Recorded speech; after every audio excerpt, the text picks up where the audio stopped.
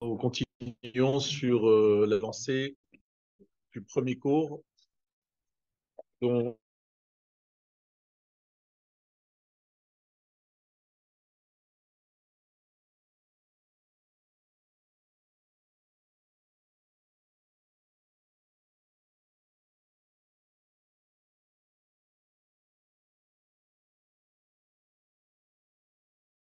la semaine dernière.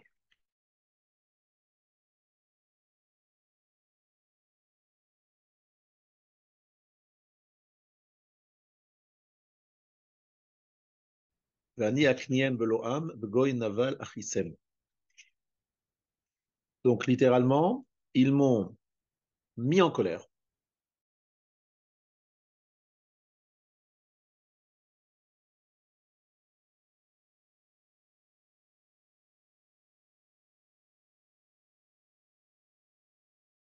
Avec leur vanité. Vani akniem beloam begoy nafal achisem.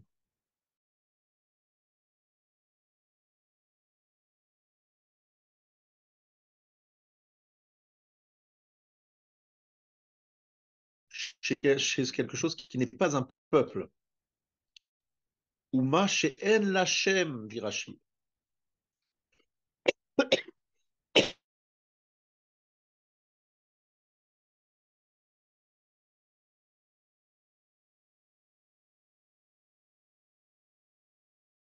Du conflit d'aujourd'hui, le fait que c'est pas un peuple, c'est un peuple qui n'est pas un peuple. Mais surtout, je voulais revenir sur le Shem, où j'avais les premiers jours du Sukkot déjà, rappelé qu'il y avait un Bnei Issachar. Lorsqu'on a commencé à parler des Hakafot, je rappelle que les Hakafot sont présentes dans toute la fête de Sukkot et à Simchat Torah.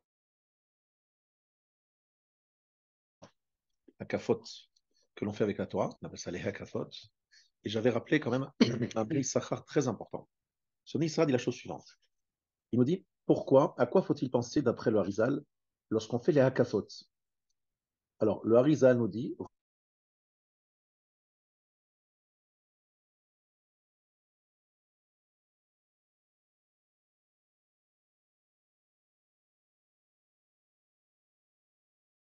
écrivez entièrement, Aleph, Lamed. En valeur numérique, c'est Hakef. Hakef, fais le tour. Euh, que dit ici le Bnei Issachar? Ici, pourquoi le Harizal demande de penser au Shem Kel, au nom,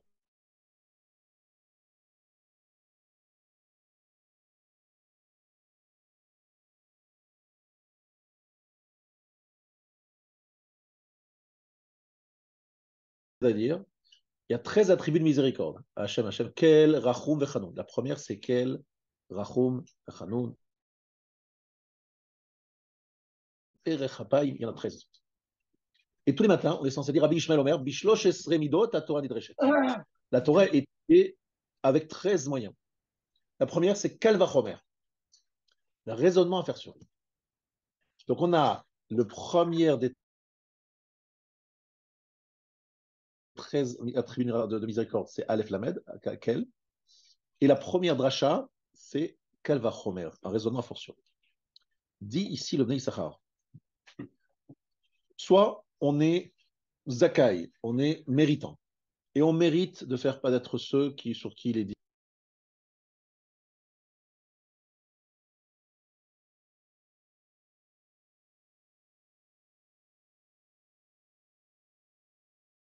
Aleph Lamed. Qu'est-ce que ça veut dire ce charabia? Ça a l'air pas très clair. C'est qu'en fait,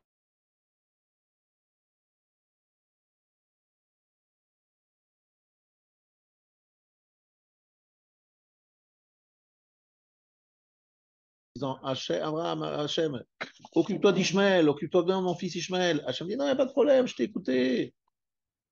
Ifreti, Irbeti, mais oh, je l'augmenterai énormément. 2 fois, mais non, 2 fois énormément.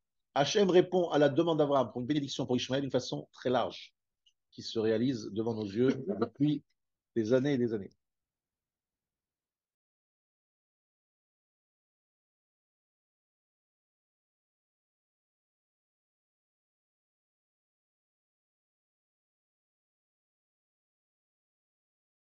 Tellement méritant. Donc, on va faire un calvachomer, un raisonnement a fortiori. Si toi, Hachem, tu respectes ton engagement,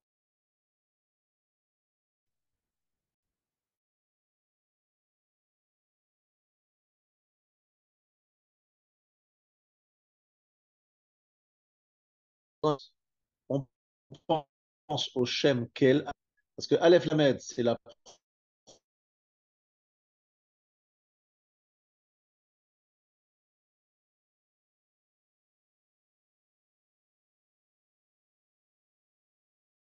entendre. Aleph Lamed, cette midala, ce trait de caractère Aleph Lamed va entendre. Mais qu'est-ce qu'il va entendre? Le Kalvachomer. Si déjà pour Ishmael, tu es aussi généreux et large, mais avec nous, à plus forte raison. Ah, on n'est pas méritant, quoi. Ishmael, ils sont tellement méritants. Tu es tellement dans le calcul, méritant, pas méritant. Ishmael, tu lui donnes largement. Ifreti, Irbeti, Limodmod. Mais à plus forte raison pour nous. Donc, Yishmakel, Kachem. Et quel jour, à quel moment il faut faire ça? Au moment des Akafot, Akafot. Akef, à l'heure numérique du mot Aleph Lamed. Incroyable. Et ce jour-là, on a demandé à Kadosh Baruch Hu de nous protéger. Et bon, il y a eu quelque chose de terrible. Et il y a eu aussi un grand miracle ce jour-là. Il faut que je vous le dise aujourd'hui. C'est un scoop que je vous dis. Le Hamas s'est mis fâché contre l'Iran parce qu'en fait, ils avaient prévu une attaque simultanée. Alors, il y a deux nusraot, il y a deux façons de parler. Il y en a certains qui disent qu'ils avaient prévu d'attaquer l'Iran en même temps et le Hezbollah et Gaza, enfin les hommes de Gaza, d'attaquer le même jour. Donc nord, frontière nord, frontière sud, de tous les côtés. Et des missiles venus d'Iran et du Yémen aussi. Yémen aussi. Tout en même temps. C'était ça la prévision, c'est en tête de déstabiliser Israël par une attaque surprise de tous les côtés. Et pas longtemps, il n'y a pas 2 ou 3 jours, le chef du Hamas, il a dit j'en veux. Euh, ils n'ont pas attaqué, etc. Et les Iraniens y répondent qu'en fait, le Hamas a attaqué avant l'heure. Ils n'avaient pas tellement, ils n'avaient pas prévu très bien ensemble le jour de l'attaque. Et pourquoi ils ont attaqué ce jour-là? Ils ont découvert, ils ont vu que c'était Shabbat, qu'il manquait beaucoup de soldats, etc. Ils ont dit, on attaque, c'est un jour propice. Ils se sont rendus compte que c'était un jour particulièrement. Donc ils ont pris l'initiative. En pensant que les autres allaient en réagir, pensant que les autres allaient réagir peut-être tout de suite, ou en tout cas dans les heures, instantanément. ou en tout cas dans les heures d'après, voyant que ça y est, c'était ce jour-là, on va tous y aller. Et ils ont été très déçus de voir que les autres n'ont pas suivi. À tel point qu'il y a un article qui est sorti, le miracle du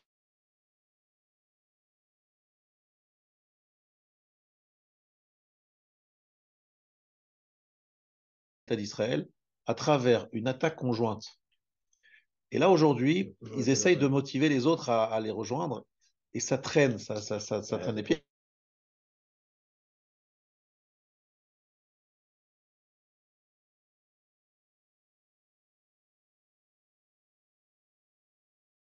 Terrible et qui restera un jour terrible dans l'histoire juive. Akadosh Baruch Hu, dans le moment où il nous frappe,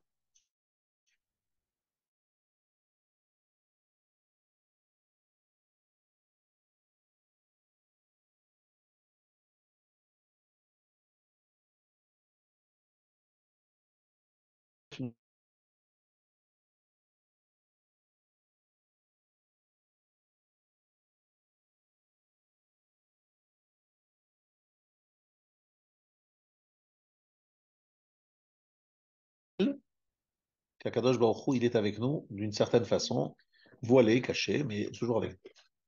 Ça, c'est un premier point que je voulais rappeler aujourd'hui. Rappelez-vous, Bnei Issachar et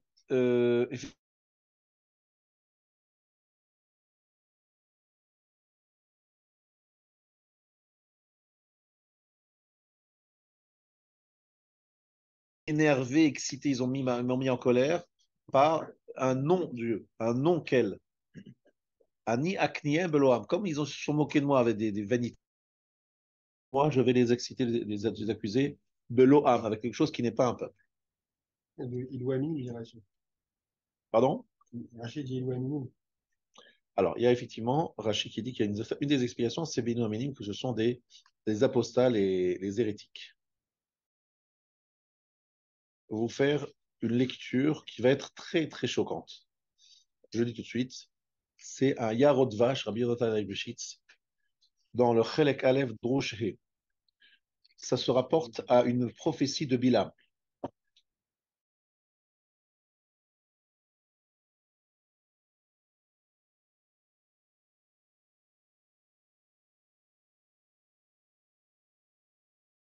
Je vais te faire une prophétie sur quoi? Asheria c'est Amazela Amecha Baharidayim. Ce que fera ce peuple-là contre le tien à la fin des jours, à la fin des temps. C'est pas Ishmael, c'est Balak. Exactement. Ça parle de Balak et non, pas Esav. Non. Bilam et Balak, c'est pas Amalek non plus. Amalek, c'est les descendants d'Esav. Là, on est en train de parler de la descendance de Balak, le peuple Moab, etc. C'est pas Esav. Alors là, choc incroyable, c'est que le Yarod Vash, Rabbi Yonatan Eibeshitz, nous dit Acharit Hayamim. Ça veut dire quoi en général? Vous traduisez comment Acharit Hayamim? La fin des temps. Il dit Aino Acharit Yom Tov, Shu Simchat Torah. C'est-à-dire quoi, Acharit Hayamim? La fin des jours de fête. Acharit Hayamim. Acharit Yom Tov, Shu Simchat Torah. Sheaz, Be'avonotenu Arabim, par nos fautes, Satan Sholet, Venaasit Kimat Atzat Bilam, Be'avonotenu Arabim. Le conseil de Bilam s'est pratiquement réalisé au moment de Simchat Torah. C'est quoi l'idée de Bilam? Qu'est-ce qu'il veut Bilam? Rappelez-vous, c'est que des filles de Midian et de Moab aillent à la rencontre des Bnei Israël pour effectivement amener la débauche. Sheyesh bo ta'arovot anashim venashim, bachorim ou betulot, yiragdu ke'ayalim ou serim. Il y a un mélange d'hommes, de femmes, des jeunes hommes, des jeunes filles, qui dansent comme des béliers et des boucs, enfin, qui sont en mélange mixte. Veshualim iragdusham. Il y aura là-bas aussi des shualim. Shualim, ce sont des renards. Venaasid bavoneteno pirtsa gdola. Il y aura là-bas une grande pirtsa, c'est-à-dire une grande débauche. Mais abdim, écoutez bien cette phrase. Kol tova shezachu beyamim noraim kaele. Ils ont perdu tout le bienfait, tout le bénéfice de Yomim Noraim, des jours redoutables. Vahi atzad bilam la asod bacharit ayamim. Le conseil de Bilam qui se réalisera à la fin des jours de fête à Simchat Torah. Alors, il faut savoir la chose suivante. Rabbi Yonatan Eibeshitz, qui est un grand maître de la Torah qui a vécu il y a 300 ans environ, qui était Rav à Metz, entre autres, à Hambourg, c'est un des Gdolei Israël, il me semble à Prague aussi à un moment, et qui a été connu pour ses connaissances ésotériques et kabbalistiques. Il a écrit des amulettes qui ont fait l'objet de beaucoup de critiques, mais il était connu pour être un des Gdolador. Il a écrit beaucoup de sfarim qui sont aujourd'hui vraiment référents. Alors, j'explique ce qu'il veut dire, parce qu'on peut l'expliquer de plusieurs façons. Alors, je vous explique l'explication de quelqu'un qui n'aurait pas vécu le 7 octobre. Il veut dire qu'en fait, à Simchat Torah, dans beaucoup de communautés, malheureusement, il y a des débordements. Voilà. Comme on sait la joie, comme on boit et comme c'est la fête, il peut arriver des fois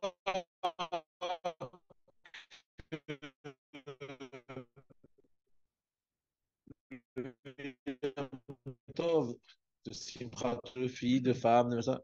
Que c'est lui ça avant le 7 octobre, j'aurais dit voilà l'idée, c'est-à-dire tout simplement nous mettre en garde sur la Hatsa de Bilam. Et le Bilam, il a maudit le peuple juif qu'à la fin des Yamim Tovim, où on était sérieux, etc., on perd le bénéfice de ces Yamim Tovim en se réjouissant avec la Torah d'une façon totalement interdite et voilà, dans la débauche. Alors ça, c'est la connotation de toutes les années qui ont précédé cette année. Après cette année, je ne dis pas ce que vous pensez, vous aurez peut-être une autre lecture. En tout cas, il parle de Simchat Torah comme étant un jour où on peut perdre le bénéfice de Yamim Noraim à travers une attitude de mélange, de danse mix et de d'aller s'y aller, qui efface le bénéfice des jours précédents. Voilà, c'est ça, je vous dis, c'est un texte, vous pouvez vérifier, Rabbi Yochanan Ibeshitz. C'est un texte qui a circulé dans les réseaux sociaux, m'a été envoyé par quelqu'un, je ne le connaissais pas par cœur. Alors, ce n'est pas la page, c'est Drush Aleph, c'est-à-dire le premier Drush, c'est la première discours, parce que c'est un livre de Drashot, et donc c'est Chelek Aleph, pardon, excuse-moi, Chelek Aleph, c'est le volume 1, Drush He, pardon, c'est le discours, le cinquième discours. Parce qu'il y a des discours là-bas, c'est des discours les uns après les autres, et le cinquième Drasha, c'est Chelek Aleph, Drush He. En tout cas, ça fait réfléchir, évidemment.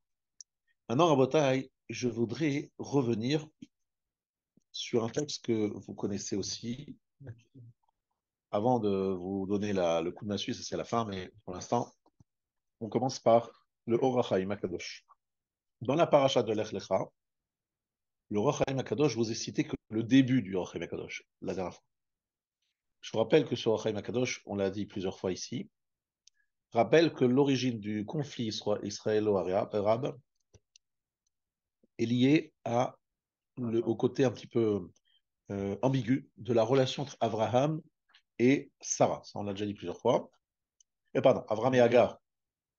Je voudrais quand même que vous notiez que Hagar, c'était une tzadékette, parce que je voudrais quand même que vous compreniez qui était Hagar. Hagar, c'était pas n'importe qui, c'est une jeune fille qui était une princesse chez Pharaon, donc une grande dynastie, les pharaons quand même en Égypte, et qui a préféré faire la spongia, je présente ça comme ça, être la femme de ménage et l'esclave chez Abraham et Sarah avec l'accord de son père. Mais pour quelle raison? Pour quelle raison? Parce qu'ils ont été tellement impressionnés par Abraham et Sarah, lorsque vous savez que Sarah a été prise par le pharaon, etc., ils ont été tellement impressionnés qu'elle était prête à laisser derrière elle le confort et l'honneur d'être princesse pour aller être l'esclave d'Abraham et Sarah. Ça montre quand même un sacré niveau de spiritualité et de vraiment un don de même incroyable. Je trouve ça incroyable. Clair, oui. Quel don.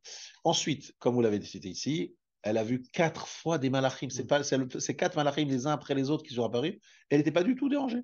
Ça ne le dérangeait absolument pas. Elle voyait, et Rashi explique, elle avait l'habitude de voir des malachim, chez Abraham. Donc c'est pas n'importe qui, quelqu'un qui voit des malachs, des anges. Et puis l'ange s'est déplacé 4 fois. Alors tu racites. Et pour Ishmaël, on fait vraiment un service VIP, de tapis rouge. Alors, il va naître, tu vas l'appeler comme ça. C'est pas n'importe quoi. Il faut bien comprendre. Ça veut dire qu'en fait, il y a une phrase que vous devez tous rappeler. Yado Bakol. C'est écrit où cette phrase? Yado Bakol. Encore une fois, dans les parachutes. Lech Lecha ou Vaïra. Non, c'est en tout cas, ou Lecha ou Vaïra. En tout cas, Yado Bakol. Vous savez ce qu'il explique là-bas, le Rav Volbe, il dit Kol, c'est une des midot d'Akadosh Baruch Hu. Ça s'appelle Midat Yesod. Vous savez ça? Je voudrais apprendre quelque chose. Vous lisez la tfila vite. Vaïvarer David. Vous connaissez tous le passage. À ce moment-là, on se lève. Est-ce que vous savez pourquoi on se lève à Vaïvarer David? C'est une bénédiction extraordinaire qu'il a fait David. Mais en quoi elle est particulière, cette bénédiction? C'est parce qu'il y a là-bas les 7 sphirotes. Lecha, Agedula, Vugdula c'est Chesed, Gevura, Atiferet. Donc vous avez Chesed, Gevura, Atiferet. Lecha, Netzach, Ve'aot. Kichol. Kichol, c'est Chafioud, c'est 30. Chol, c'est 50. Vous savez combien? 30 et 50, ça fait 80. C'est la valeur numérique du mot Yesod. C'est Yesod, c'est Amalchut de Yosef. Et après, vous avez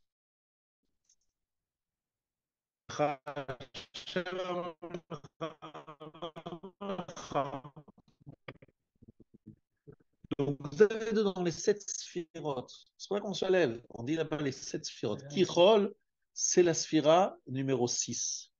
Et le Rav nous dit, Yado, sa main est partout et dans tout. Non, il a une achiza, il a quelque chose qui lui permet d'accéder à la Mida qui s'appelle Kol, qui s'appelle Mida Taïsod, celle de Yosef. Et par quel mérite? Parce qu'il a fait la Brit Mila. En plus, on insiste qu'il a fait la Brit Mila, c'est encore dans la paracha, à 13 ans. Alors que c'est franchement douloureux. Alors que nous, on le fait à 8 jours, c'est beaucoup plus facile. Enfin, de toute manière, on ne le décide pas. Donc, on rappelle que Ishmael il a quand même un mérite, il a la mitzvah, et il y a deux bakos, il a une achiza, il saisit un peu la dimension de la Brit Mila. Maintenant, c'est pas terminé, etc., mais il y a quelque chose qui lui donne droit sur le Midat Hakol. Alors, ça veut dire que sa main, c'est il touche quelque chose, une achiza, c'est il a quelque chose il a la Brit Mila. Donc, en ayant la Brit Mila, il saisit, il a une main qui touche la mida de Kol, c'est-à-dire il a quelque chose. Rappelle-toi que Abraham, il appelait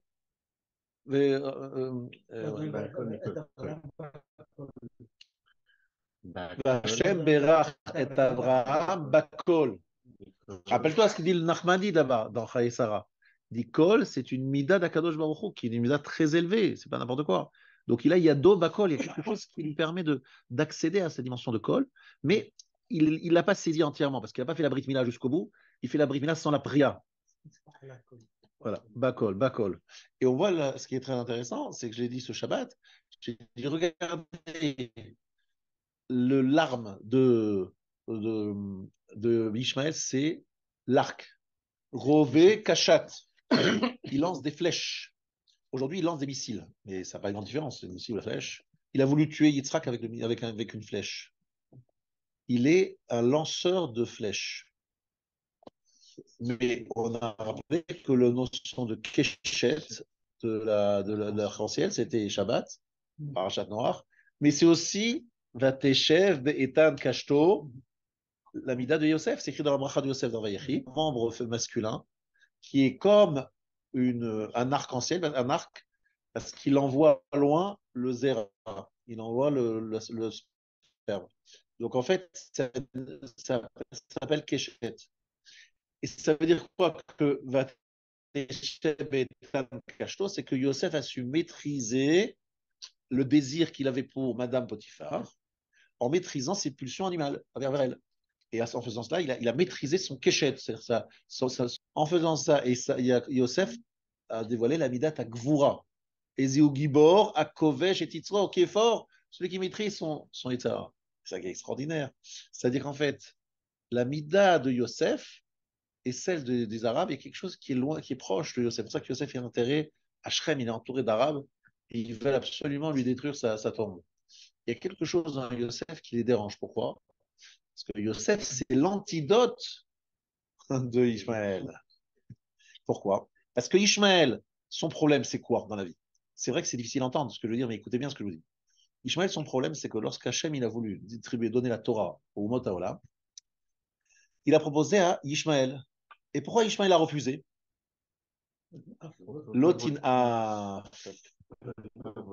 tu ne feras pas d'adultère. Et là, il a dit non, moi, je ne suis pas d'accord. L'autre, il a refusé. Pourquoi? Parce que son Olam Haba, son monde futur, c'est 70 vierges. Dit le Rambam, quelqu'un dans le monde futur, c'est ça, c'est que vraiment, il est obnubilé, quoi, obsédé. Dis-moi, quel est ton Olam Haba, je dirai qui tu es. Voilà, dites-moi quel est votre Olam Haba. Il va me dire, mon Olam Haba, c'est une villa sur la côte d'Azur, pied dans l'eau, etc. Bon, c'est sympathique quelques jours, je suis d'accord avec vous, mais bon, c'est pas Olam Haba, ça. Non. Le Olam Haba, c'est quoi? C'est d'avoir ma femme qui est gentille. Bon, chacun, ou bien de ne plus avoir de belle-mère. Chacun, il a son Olam Haba. Pardon? Alors, c'est quoi le Olam Haba d'un homme? Ben, je vous dis ce que dit le Mar Ramchal. Leitaneg al Hashem, bon, c'est la gloire. Les notes al Zivshrinoto, c'est se délecter de la proximité avec Hashem. Ça, c'est le Olam Haba d'un juif.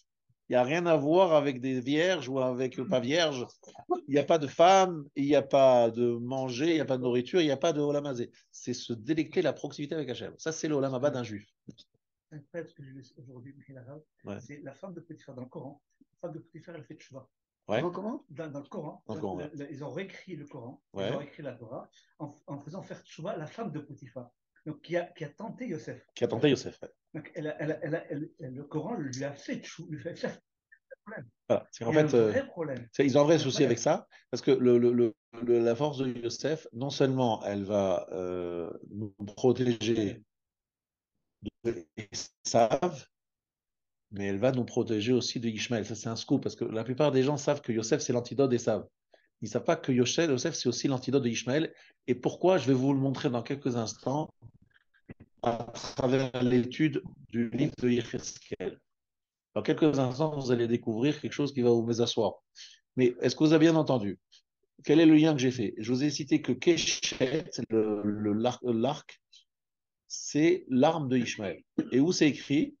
C'est écrit qu'il était Rové Kachat, il était lanceur, archer. Il était archer, en bon français, c'est un archer. Et le mot Keshet se retrouve dans la bracha de Yosef. Et là-bas, ça veut dire la gvoura, la capacité de maîtriser ses pulsions animales. Et se trouver le mot Keshet des deux côtés, c'est vrai que c'est étonnant, mais c'est pas un hasard. Parce que quelque part, le problème de Ishmaël, c'est du mal, parce qu'on a parlé de sauvagerie, Péré, c'est qu'il n'arrive pas à maîtriser. Il a une grande émouna, il n'arrive pas à l'organiser, à la gérer, il se laisse entraîner par des pulsions primaires, malheureusement, dont on a subi les effets ce 7 octobre. Mais ce n'est pas la première fois. Mais c'est surtout le problème, c'est qu'un peuple qui dit à ses enfants, messieurs, si tu tues un vrai problème, c'est que tu dis, mais ces gens-là dans la vie. Donc il y a un problème de l'otinaf. C'est pas moi qui ai dit, c'est la l'otinaf, tu fais pas de lecteur, je prends pas la Torah. Donc je dis bien que c'est ça la mida de Yosef. Alors Yosef, c'est lui qui est ma chère Benef, qui va régler Ishmaël. C'est ça que je voulais vous expliquer aujourd'hui. Le Mashiach Ben Yosef, il va régler non seulement le problème des Saves, c'est sûr, mais aussi le problème d'Ishmaël. Vous allez me dire, mais sujet, aucun rapport, c'est de contact. Ben Yosef va mourir, oui. On fera Estelle mourir, c'est si on n'a pas le mérite, il va mourir. Alors là, je vous sors ma bombe atomique. Ça, voilà le truc. Il y a, grâce à notre ami, elle, une très belle Edikraut Gedelot. Et là, j'ai devant moi le Sef, quel très connu, descriptif Yecheskel, du prophète Yecheskel. Et dans ces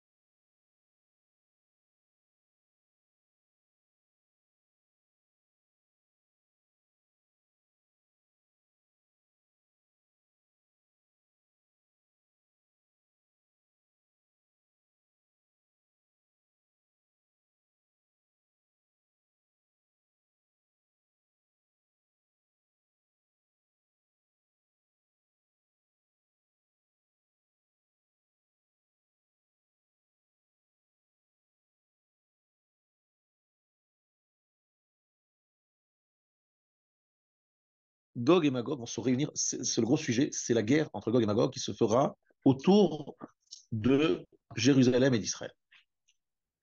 Qui sont Gog et Magog? Ça, il y a des discussions. Très vraiment, tout le monde n'est pas d'accord sur ce que sont Gog et Magog. Le Malbim nous dit, alors, Gog, Nessi, Mesher Vetuval. Est-ce que quelqu'un ici peut me dire qui sont Mesher et Tuval? L'enfant d'Ishmaël, non? Tuval, c'est pas le fils de Gad? Non. C'est qui? C'est dans la descendance de Yéfet. Bravo. Mesher Vetuval, Mevene Yefet, Hagarim Be'Europa, qui vivent en Europe. Ça veut dire que Gog, c'est le père de Mesher et Tuval. Effectivement, où tu as vu ça? Parce que dans la paracha de Noir. Très bien. Bravo, bravo. Très bien. Bravo.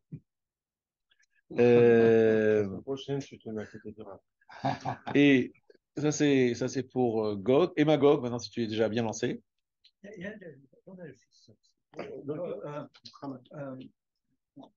Je peux mettre ta femme. Je la prévois la semaine prochaine. Qui paras. Kush ou Foot, Vechen Bet Turgema, Shem Kulam Nimolim, Machazikim Bedat Ishmaelim.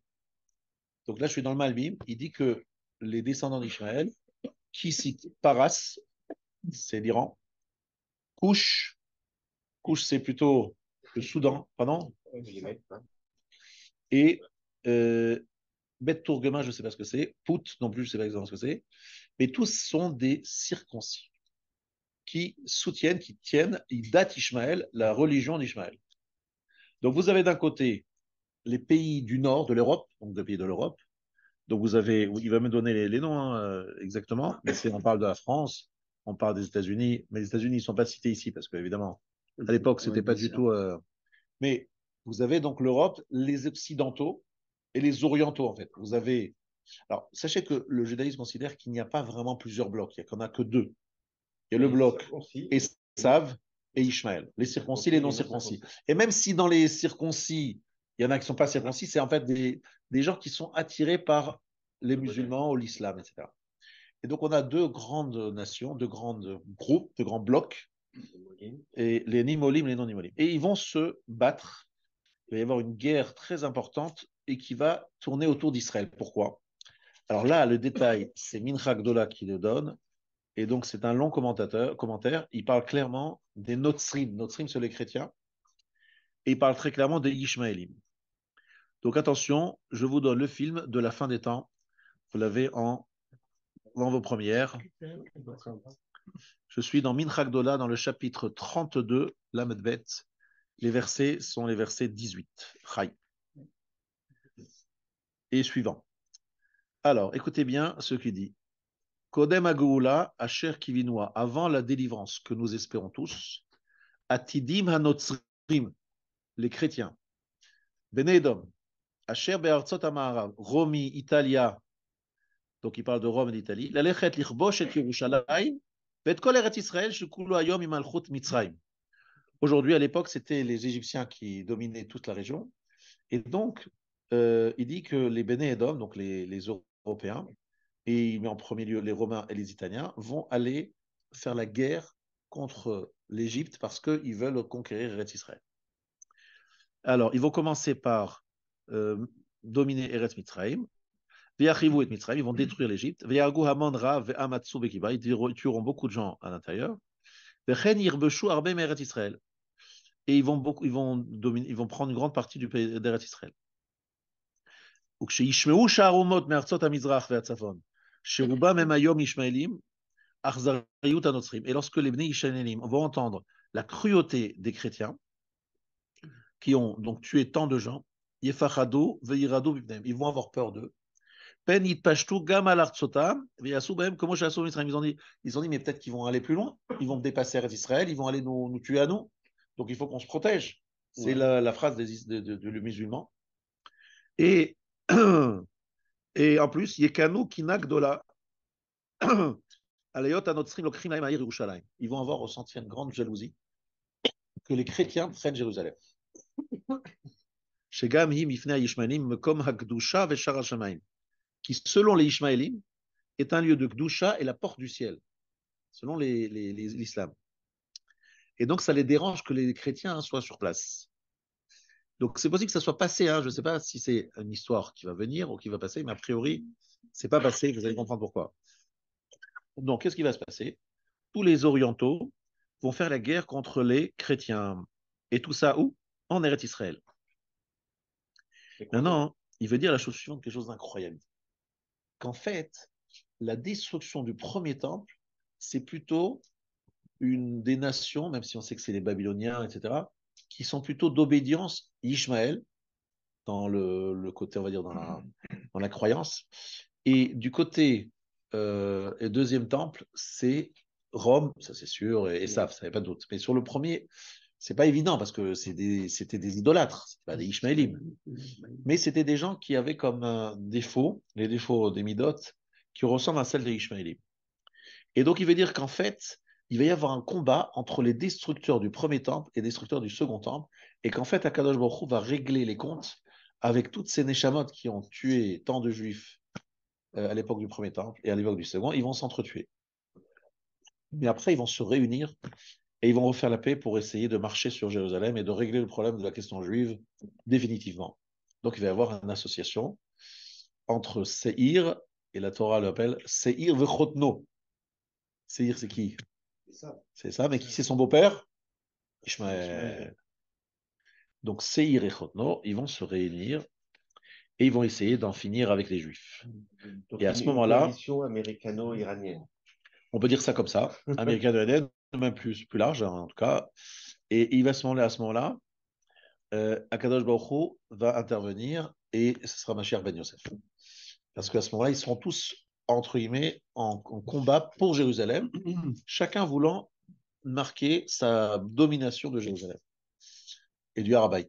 Incroyable. Donc, il décrit des nombres de morts incroyables, des destructions, etc. C'est vrai que ça fait un peu peur. Mais ce qui est intéressant ici, c'est que le Mashiach Ben Yosef, qui va venir après, il explique, il va se battre contre les deux. Parce qu'il y aura les deux ensemble. Ils seront les deux ensemble. Ils seront d'abord en train de se battre, puis après, ils vont se liguer contre nous. Mais après, ce sera la fin des temps. Vous voyez tous aujourd'hui que le monde aujourd'hui, il est dans un état, c'est une poudrière, vraiment une poudrière aujourd'hui. Vous prenez une cigarette, vous la jetez par terre, poudrière, c'est à peu près ce qui se passe aujourd'hui. Pourquoi? Parce qu'en fait, vous avez remarqué que le monde est aujourd'hui, à cause de la guerre en Ukraine, ça a commencé par être, on a entendu milchamot, des guerres, et donc une tension internationale. Et maintenant, rajouter cela, ce qui se passe en Israël et dans le Hamas, etc., c'est encore une fois un autre élément qui est vraiment impressionnant. Il y a le bruit des guerres. Que va-t-il se passer? Ça va finir très bien. Mais est-ce quel sera le prix? Ça dépend en fait de nous. Ça dépend beaucoup de nous. Et la première chose à faire pour que ça ne se passe pas trop mal, c'est ce que nous sommes en train de faire, c'est-à-dire nous réunir tous, d'être dans la redoute. Pourquoi? Parce qu'il y a un élément très important que vous devez savoir, très très important.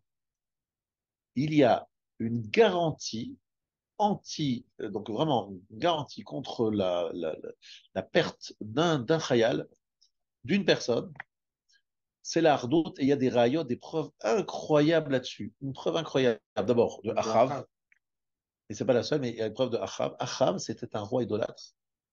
Terrible, hein, un idolâtre patenté.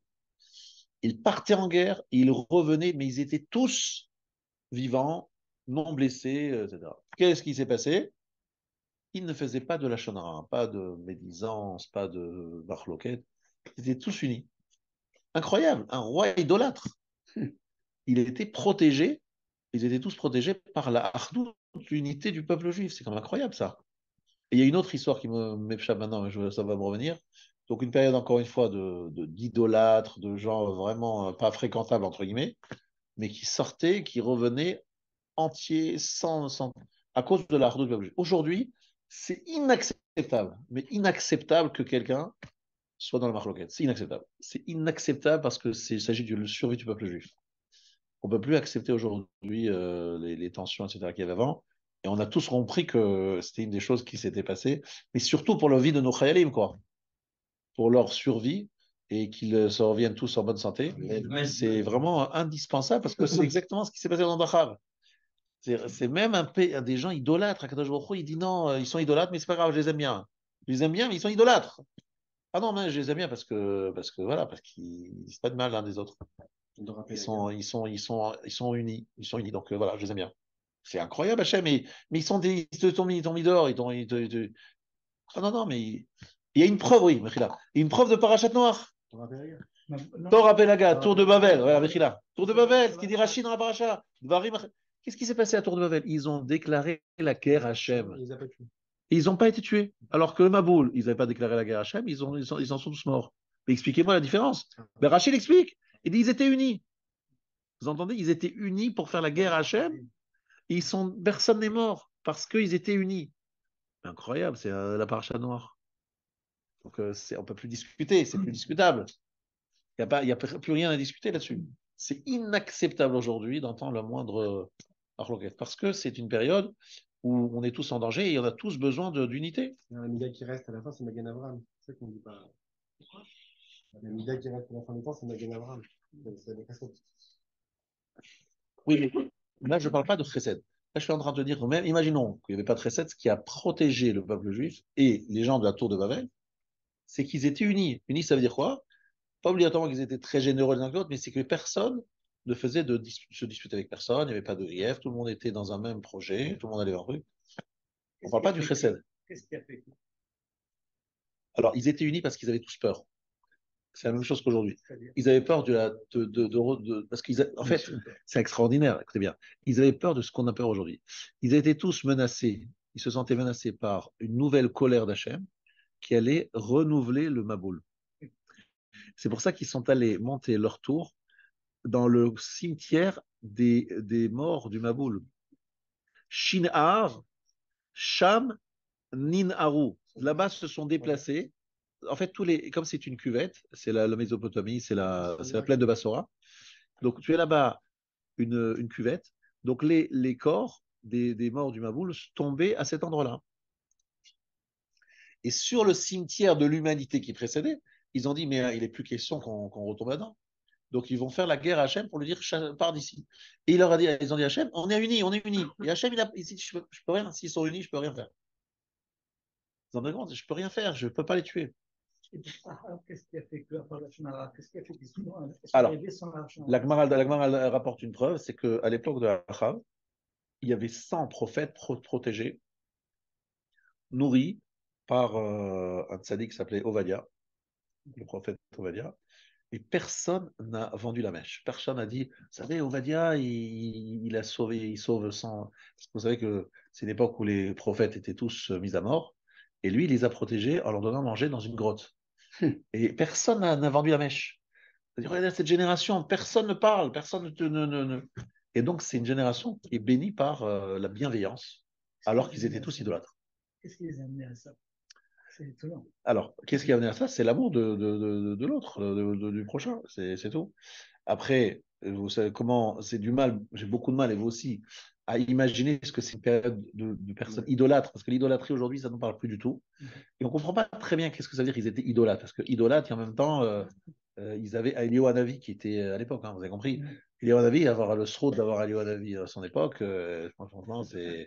Et comment on peut être idolâtre lorsqu'on a un Elio Hanavi qui fait descendre le feu du ciel, qui brûle des sacrifices? Enfin, pour nous, on n'arrive même pas à comprendre. Oui, c'était unis. Je du mal à comprendre finalement. En tout cas, vous avez la description dans le chapitre 32 de Yecheskel et dans le commentaire de Minchagdola, du Malbim, et il y a aussi Ravitrak Abrabanel qui donne des explications sur les mouvements qu'il y aura. Qui va s'opposer à qui? C'est Gog et Magog. Alors certains vont dire que Gog et Magog, c'est pas ça, c'est la Russie, la Chine, face à l'Europe et les États-Unis. Donc c'est encore plus flippant parce que ça veut dire. Parce que lui le Malbim, il dit c'est les circoncis contre les incirconcis. Et eux, ils disent non, c'est la guerre entre le bloc qu'on voit aujourd'hui, entre la Russie et les trucs, et les États-Unis. C'est évident. En tout cas, c'est ce qu'on voit devant nous aujourd'hui. C'est incroyable. Donc l'un ou l'autre aura raison, peut-être qu'il y aura plusieurs choses qui vont se passer, mais en tout cas, c'est ce qui est écrit. C'est une guerre Gog et Magog. Mais la fin de cette guerre est un bon moment pour le peuple juif parce que, effectivement, de là viendra le Mashiach. Maintenant, Rabotai.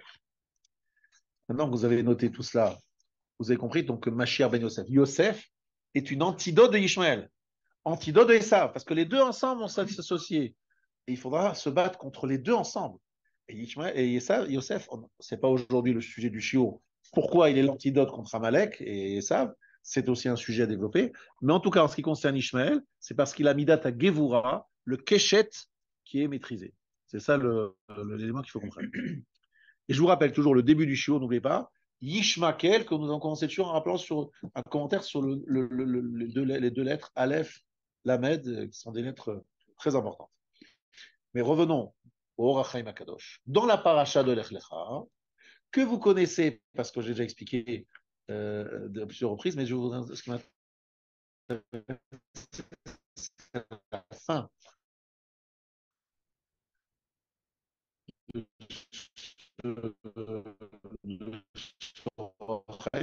ça, vous le connaissez pas. Le sujet de l'Echlecha, Yorachem Akadosh, c'est tout simplement la réaction de Sarai s'appelle à cette époque-là, que tu laisses croire à notre servante Agar qu'elle est légale, elle est devenue une femme légitime, qu'elle a été libérée. C'est une servante, elle restera servante. Ouais. Et d'ailleurs, c'est ce qu'elle voulait, Agar, cette servante. Mais bon, elle voulait quand même un moment se dire, bon, ça y est, maintenant je suis la femme d'Abraham, je suis libérée, je vais devenir une femme légitime. Avec une conséquence énorme. Si c'est une servante,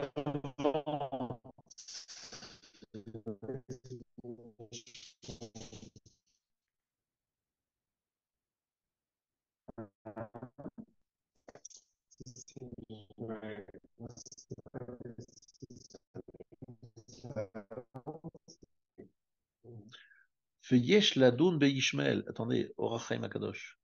Il faut réfléchir sur le statut de Ishmael. Im Yesh Lano Ezekinyan Bo au droit. Est-ce que nous, notre acquis, ça nous appartient à Ishmael avant? C'est l'esclave d'Abraham. Pourquoi? Israël Sheba al Shifrato, un Israël qui est servant, qui a une relation avec son esclave. Yalda Mimenu Ben, et il lui a donné un fils, le Shavdo Eved. Donc en fait, si une esclave donne naissance à un enfant, eh bien, c'est à lui, quoi, c'est des esclaves. Mais à taille, qui Ishmael Vezaro Knuim Lano Kinyan Gamo. Ils sont notre acquisition, ils nous appartiennent. Svorat Rabanan, Sheben Shifrat Meloug le Isha, Ve'eno Yorshe Sarah, nous sommes les héritiers de Sarah. Et la filou l'Isvara.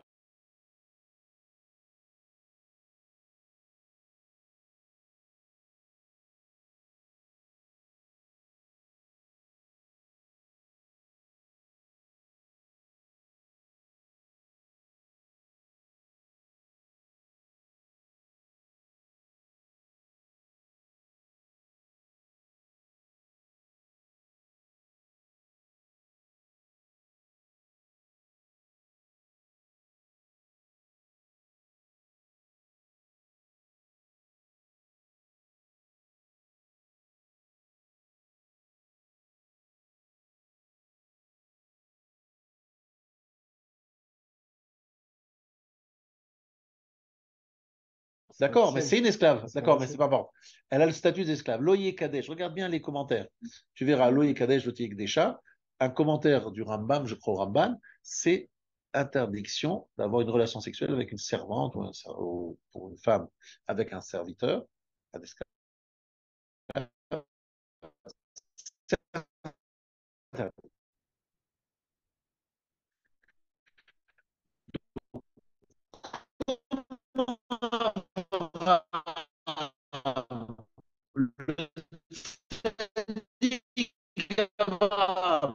Et si elle est libérée, c'est plus une esclave, donc c'est normal.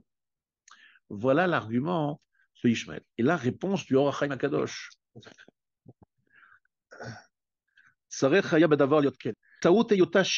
En étant sa servante, נתברר בחלק המאוס שדבוק באברהם, מימי קדם, ויצתה הזוהמה בישמעאל, ונשאר אור שלם ונכון ביצחק.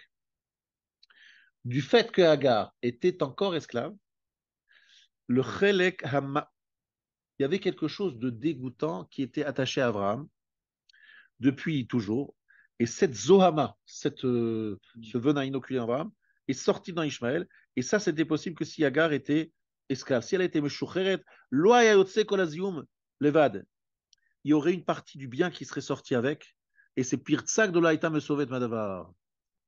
Incroyable ce qu'il dit là.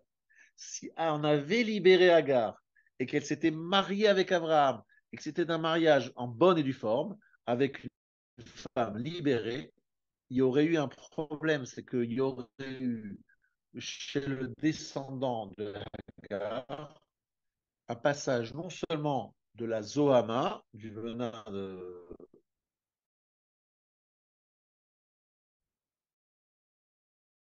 hérité depuis la faute. C'est quoi la Zohama? La Zohama, c'est le serpent en Chava une Zohama, c'est-à-dire, et ce venin, il est véhiculé par Abraham de génération en génération. Il a évacué chez Esav. Esav est hérité de la Zohama, c'est-à-dire du venin de la Rishon, il fallait l'évacuer. Pour l'évacuer efficacement, il fallait qu'une servante, parce que si elle était une femme légitime, dit le Ohr HaChaim HaKadosh, sans que sorte avec lui un peu du bien. Et il ne fallait pas que le bien sorte d'Abraham, il fallait que ça soit que la partie négative. Donc Ishmaël, parce que c'était Agar la servante, il n'est sorti que la partie, on va dire, la saleté. Mais la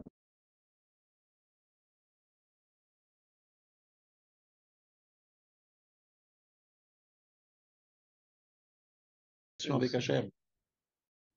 Non, c'est nous les fils de Dieu, c'est nous les aimés de Dieu. Et là, ils ont un problème, c'est qu'Israël est en train de se reconstruire. Tant qu'Israël ne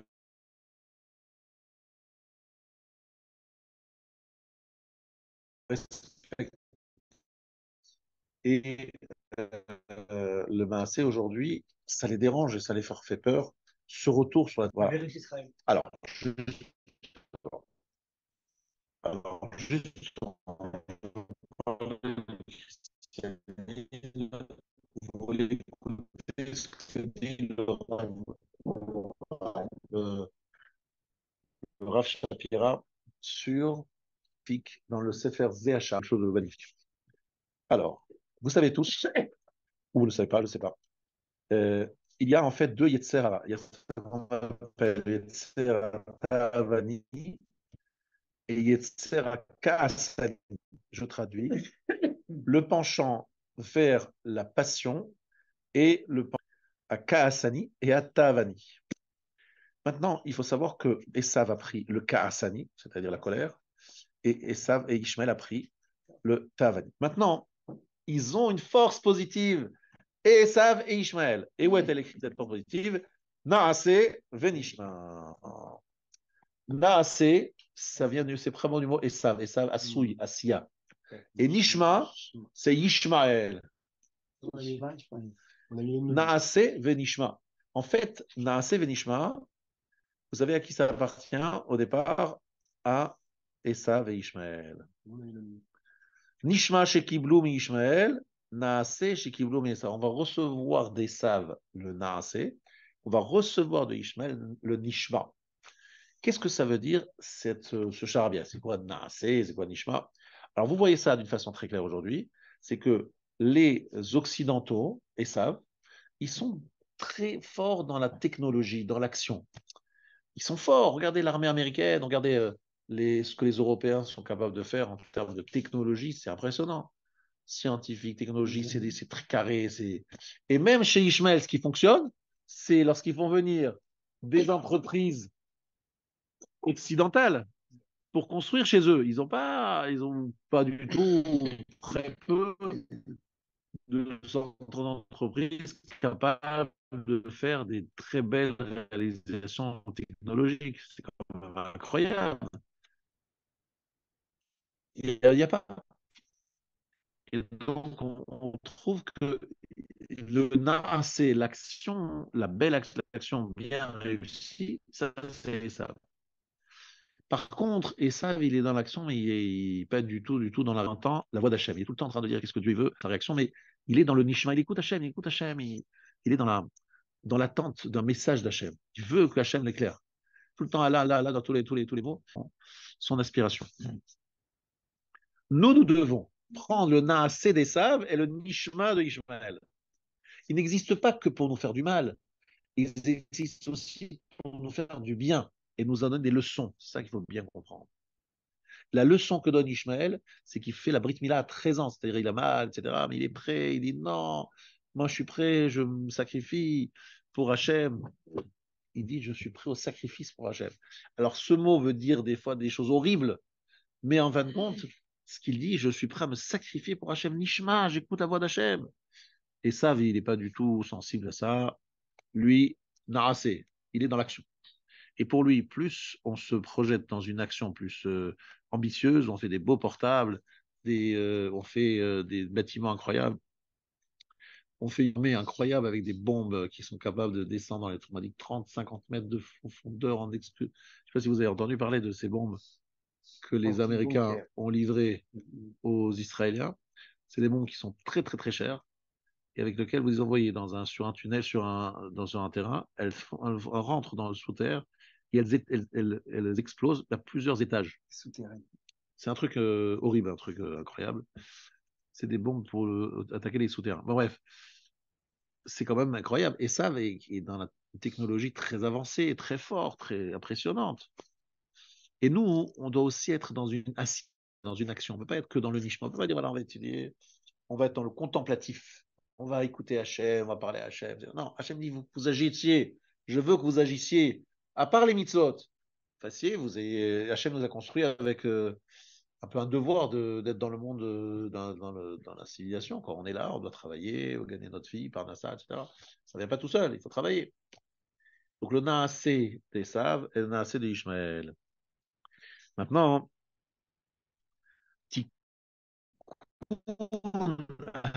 Naasé ve'nishma b'matan Torah al yedei dans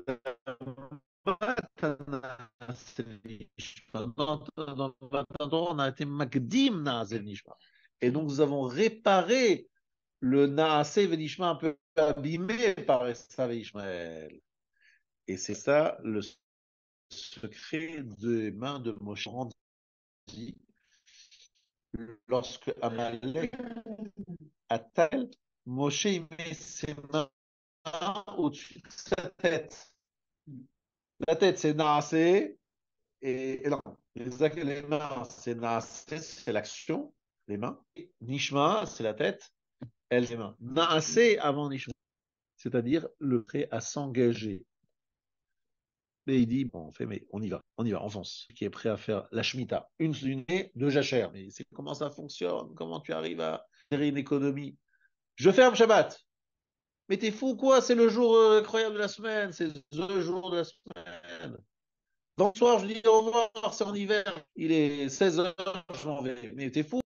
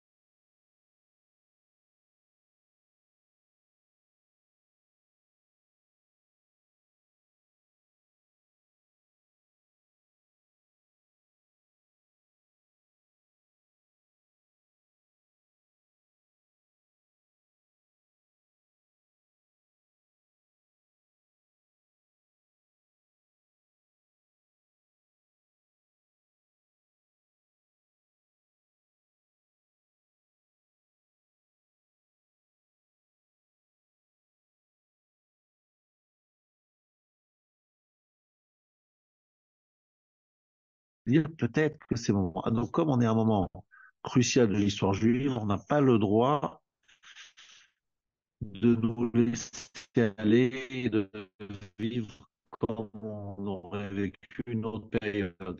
C'est une période où il faut vivre autrement, être un peu plus mobilisé. Alors, quelles sont les choses sur lesquelles on doit être mobilisé, en particulier dans cette période? Eh bien, par exemple, comme nous le dit, c'est très important, Il nous dit, regardez bien la spiritualité des périodes qui passaient. Le Rav Wolbe, qui est un commentaire sur le Chumash. Spiritualité des gens un peu loin, quoi, des gens qui, tout le monde comprenait, quoi. Il y avait une sorte, déjà, vous dire que Hagar, elle voyait des malachim tous les jours, là. Déjà, Hagar, elle voit des malachim. Bon, c'est rien. On dirait que c'est normal. Non, on voit des malachim. Bon. Même Paro, Avimelech, tout cela, ils parlent de Dieu, ils discutent avec Dieu. Pour eux, c'est une évidence.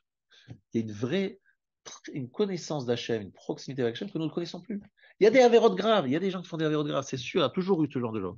Mais une connaissance d'Hachem beaucoup plus profonde et puissante que n'importe quel. Euh, je vous donne peut-être un petit exemple quand même euh, que nous donne ici le Rav. Le Rav, il donne un petit exemple, excusez-moi. Euh, lorsque dans Yona, par exemple, rien dans Yona, je pense à ça maintenant avant de citer ça. Dans Yona, c'est une évidence pour les gens qui sont dans le bateau que Hachem il se met en colère, c'est pour ça qu'il y a une tempête. Il se demande juste qui est le responsable. Donc il tire au sort et tombe chez Yona. Mais pourquoi c'est une évidence qu'il y a une colère, c'est une tempête. Mais si une tempête aujourd'hui, qu'est-ce qu'on va dire? Eh bien, on va appeler Météo France ou Météo International en disant expliquez-nous pourquoi il y a la météo, pourquoi il y a la tempête. Alors, on va répondre parce qu'il y a une tempête, parce qu'il y a un changement climatique, il y a des masses d'air chaud, des masses d'air froid, des changements, des problèmes. Et on va écouter ça, on va dire, ah oui, c'est vrai, c'est vrai, c'est ça le problème. Il y a un problème climatique, etc. C'est qu'en fait, chaque fois qu'on peut parler d'Hachem, tout de suite, le scientifique dit, mais non, c'est parce que ça s'explique. Voilà, ça s'explique. C'est normal, ça s'explique. Et chaque fois, on est comme ça, on va dire, déconnecté d'Hachem, parce que c'est toujours une explication. Et même si on l'a pas, on se dit, bon, on l'a pas aujourd'hui, mais on l'aura demain, on se saura un jour. On a déjà découvert tellement de choses. Lorsqu'il y a une maladie, chas shalom, alors, quel médecin on parle que du médecin et de médicaments, mais on ne parle pas de messages, d'Hachem. Non, pas du tout le sujet. On fait tout ce qu'il faut et c'est normal. Mais il ne faut pas non plus occulter la main d'Hachem, etc., etc. Donc c'est quelque chose qui est très impressionnant. Mais avant, la croyance, la foi, c'était quelque chose qui était une évidence. Il n'y a pas si longtemps que c'est fini. Vous savez depuis combien de temps ça a changé? Je parle chez les goïms, je ne parle pas chez nous. Depuis 300 ans, 400 ans.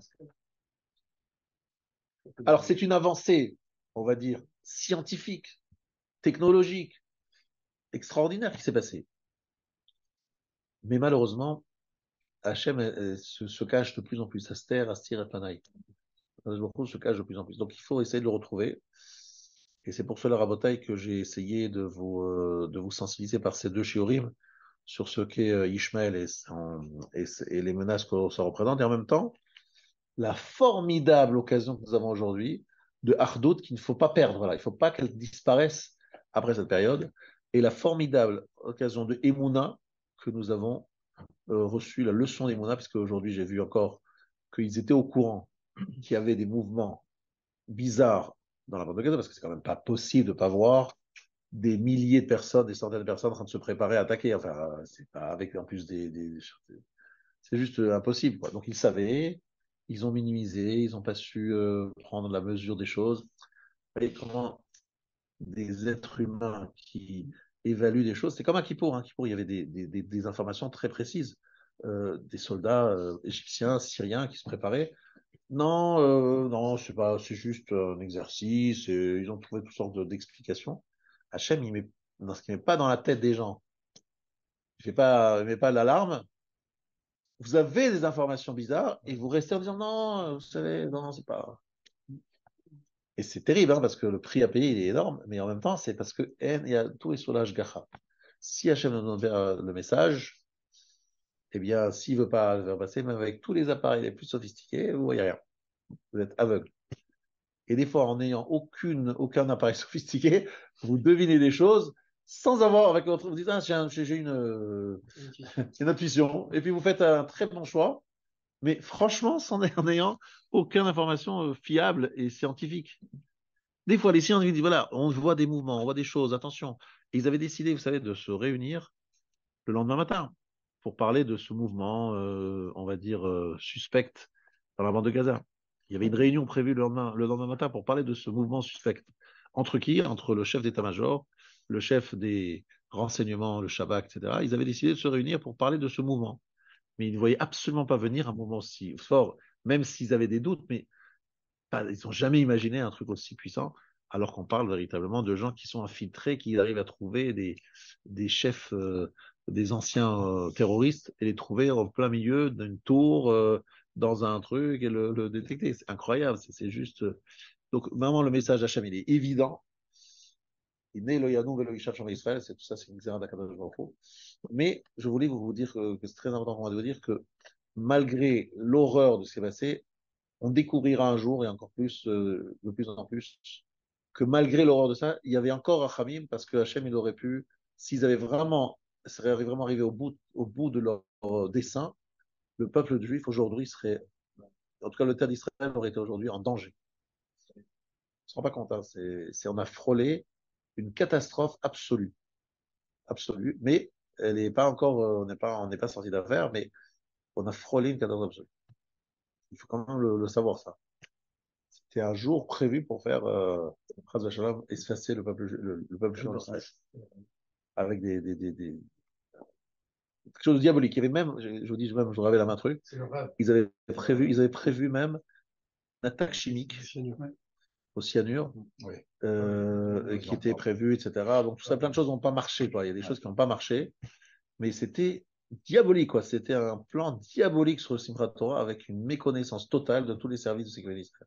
C'est absolument incroyable ce qui s'est passé.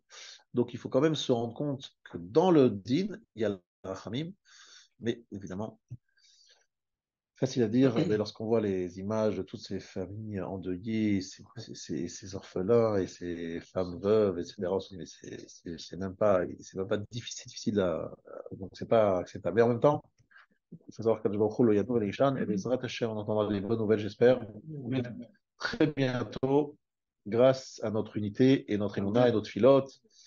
Que Hachem nous écoute à tous et qu'on entende, voilà, les Hachem, que cette période se termine rapidement de la meilleure façon possible pour nous.